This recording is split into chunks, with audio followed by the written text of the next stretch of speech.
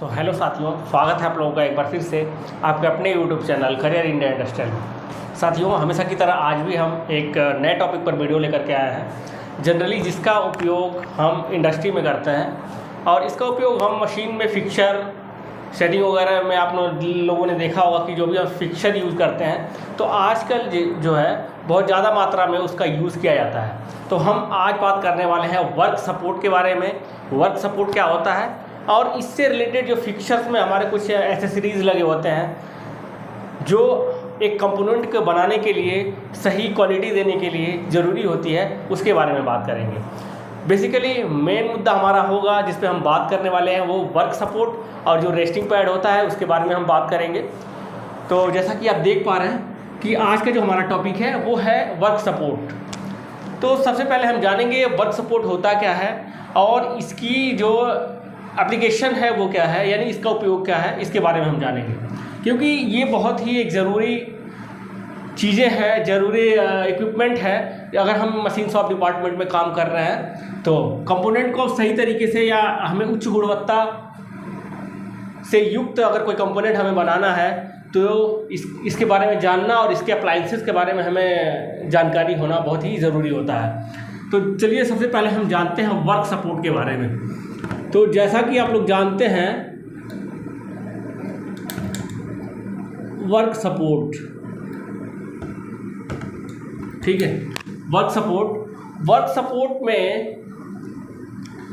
Support में क्या होता है, आप लोग देखते होंगे कि हम फिक्सर का यूज़ करते हैं किसी भी कंपोनेंट को क्लैम्प करने के लिए, यानी भी किसी भी कंपोनेंट को हम मशीन में जब भी मशीनिंग करने के लिए जाते हैं तो उसको पार्ट को फिक्स करने के लिए जिस भी इक्विपमेंट का यूज़ करते हैं उसे हम फिक्सर बोलते हैं। और उस फिक्सर में कुछ एसेसरीज लगी होती हैं, जैसे क्लैंप होता है और उसमें क्या लगा होता है, सिलेंडर्स लगे होते हैं, न्यूमेटिक सिलेंडर लगे होते हैं, हाइड्रोलिक सिलेंडर लगे होते हैं। उसके साथ साथ क्या होता है, वर्क सपोर्ट लगा होता है। बहुत सारे में क्या होता है, वर्क सपोर्ट की ज़रूरत नहीं होती है, बहुत सारे कंपोनेंट में क्या वर्क सपोर्ट की ज़रूरत पड़ती है। तो वर्क सपोर्ट होता क्या है इसके बारे में सबसे पहले हम लोग जानते हैं। तो जैसा कि वर्क सपोर्ट जो होता है ये भी क्या है, एक सिलेंडर के बेस पे ही काम करता है, यानी कि एक सिलेंडर के साथ क्या होता है, ये जुड़ा होता है, ठीक है, वर्क सपोर्ट। और ये क्या करता है, मान लीजिए ये हमारा फिक्सर है, ये हमारा कोई फिक्सर है, ठीक है, ये हमारा फिक्सर है और ये हमारा रेस्टिंग पैड है। ये हमारा क्या है, रेस्टिंग पैड है और ये रेस्टिंग पैड है, ठीक है। ये हमारा रेस्टिंग पैड का मतलब ये है कि जब हम कंपोनेंट को किसी फिक्सर के ऊपर रखते हैं तो जो वो जहाँ पे वो रेस्ट करता है, जहाँ पे टिकता है, रुकता है, वही जो पॉइंट होता है वो पॉइंट क्या कहलाता है, हमारा रेस्टिंग पॉइंट कहलाता है। तो मान लीजिए ये कोई कंपोनेंट है, ये उसका रेस्टिंग पॉइंट है, ठीक है, रेस्टिंग पॉइंट है, ये भी आपका रेस्टिंग पॉइंट है, जिसको हम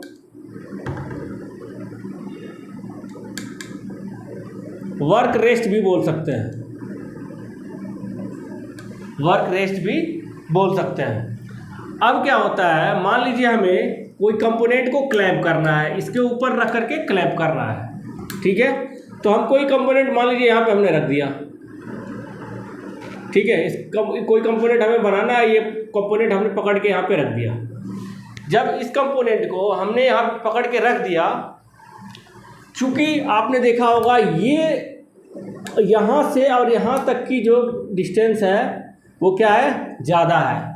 अगर ज़्यादा है, मान लीजिए ये डिस्टेंस ज़्यादा है, आपको कुछ ज़्यादा है, 400-500 mm में है या फिर इससे और भी ज़्यादा में है, तो क्या होता है, यहाँ जो ये कंपोनेंट है ये क्या है, बिल्कुल फ्री है, यानी कंपोनेंट का ये एरिया क्या है, बिल्कुल फ्री है। तो जब भी हम कटर वगैरह कोई भी चलाते हैं या भी कोई टूल चलाते हैं जो ज़्यादा से ज़्यादा मटेरियल को काटता है, तो वो क्या करता है, जब यहाँ इस एरिए में आता है, इस एरिए में चूँकि यहाँ पे रेस्टिंग कम होता है, जब रेस्टिंग कम होगा तो उसमें जो टिकने का स्ट्रेंथ होगा वो क्या हो जाएगा, कम होता है। तो कम होने की वजह से जब कटर वगैरह हम चलाते हैं यहाँ पे, तो वो क्या होता है, वहाँ पे लोड लेता है, और जब लोड लेता है तो इस एरिया में क्या होता है, क्या होता है यहाँ पे रफनेस का इशू आ जाता है, या फिर चैटरिंग का इशू आ जाता है, या फिर अगर हम कोई ड्रिल वगैरह चला रहे हैं या और कोई टूल्स चला रहे हैं तो उसमें क्या होता है, दिक्कत आने लगती है। तो उसके लिए हम क्या करते हैं, एक इक्विपमेंट का यूज़ करते हैं जिसे हम वर्क सपोर्ट बोलते हैं। अब वर्क सपोर्ट कैसे काम करता है, ये मान लीजिए ये सिलेंडर है, ठीक है, ये क्या है, सिलेंडर है, और सिलेंडर क्या होता है, हमारा हाइड्रोलिक से जुड़ा हुआ है।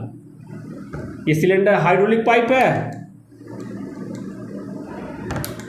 हाइड्रोलिक पाइप से जुड़ा हुआ है। हाइड्रोलिक पाइप से जुड़ा हुआ है तो सिलेंडर आप लोग जानते हैं कि जब भी हम इसको क्लैंप करेंगे या डिक्लैंप करेंगे तो क्या करेगा, ये एक यहाँ पे दो पाइपें निकली होती है, एक से हमारा क्या होता है, हाइड्रोलिक जाता है और एक से वापस आता है। तो जब भी हम क्लैंप करते हैं तो इसमें जो सिलेंडर लगी होती है, वो सिलेंडर में जो हमारा ये बुश लगी होती है वो क्या करती है, ऊपर नीचे मूवमेंट करती है। तो जब हम इसको क्लैंप करते हैं तो देखिए ये काम कैसे करता है, ये हमारा पार्ट क्या हो गया, क्लैंप हो गया, ये पार्ट क्या हो गया, हमारा क्लैंप हो गया। क्लैंप करने के बाद जो वर्क सपोर्ट है, वर्क सपोर्ट का ये होता है वर्क सपोर्ट, जो इसके अंदर सिलेंडर के अंदर हमारा लगी होती है, ये क्या कहलाती है, ये क्या कहलाती है, वर्क सपोर्ट कहलाती है। वर्क सपोर्ट क्या करता है, जब ये क्लैंप होने के बाद ये क्या होता है, बिल्कुल जाके पार्ट के सरफेस पे टकरा जाता है, पार्ट के सरफेस पे टकरा जाता है। तो जहाँ पे टकराता है वहीं पॉइंट पे वो क्या होता है, रुक जाता है। तो अब उस पॉइंट पे रुक जाता है तो वहाँ पे क्या होता है, जब भी यहाँ पे लोड पड़ेगा तो वो ना तो नीचे आएगा ना तो ऊपर जाएगा। अब ये काम कैसे करता है, मान लीजिए सिलेंडर है, ठीक है, और ये उसमें पिस्टन लगा हुआ है, इसको आप पिस्टन मान लो या फिर कोई रॉड मान लो जो ऊपर नीचे गति करता है, इस तरीके से इसकी डायरेक्शन की होती है, ठीक है, और ये कोई वर्क सपोर्ट लगा हुआ है, ठीक है।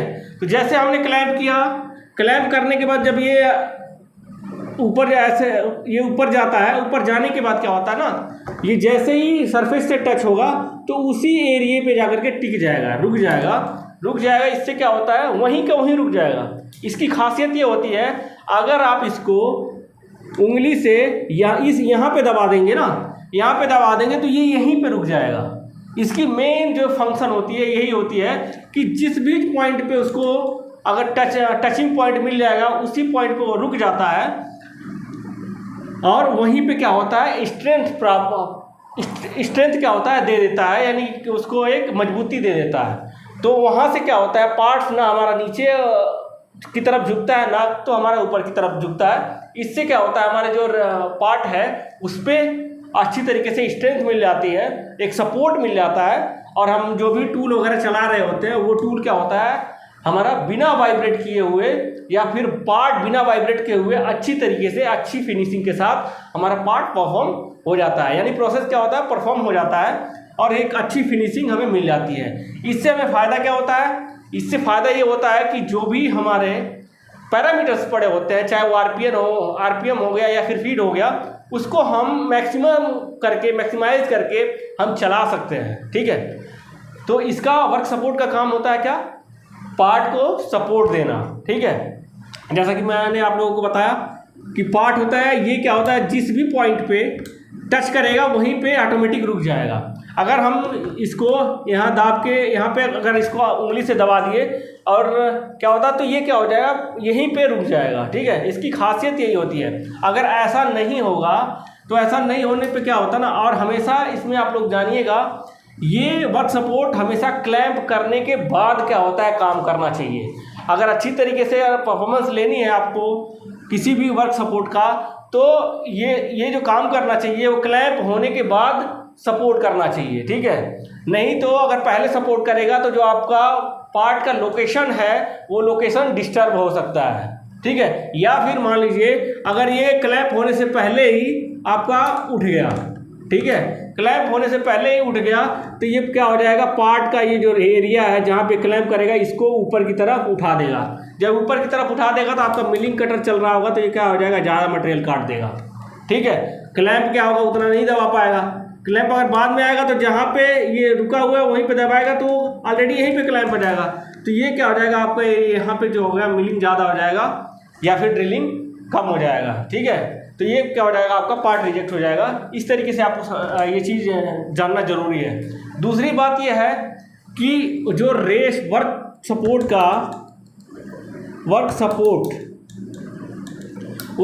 का जो मूवमेंट की जो चाल होनी चाहिए, मान लीजिए ये पार्ट का हमारा